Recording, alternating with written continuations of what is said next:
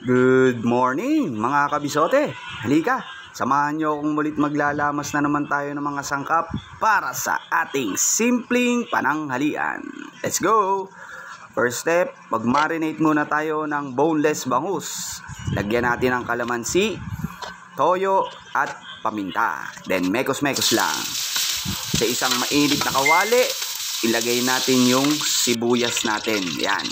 Same kawali, iprito na natin yung mga boneless bangus natin na minarinate kanina.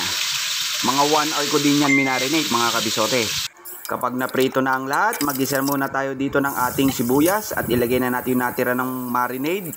Tapos, oyster sauce at paminta. Then lagyan natin ng konting tubig, konting asukal, mekos-mekos lang at ilagay na ang mga napritong boneless bangus. Ang gaganda oh, ang tataba ng tiyan oh. Yummy. Napakasarap. Then, isimmer natin for 1 minute para ma-reduce yung tubig.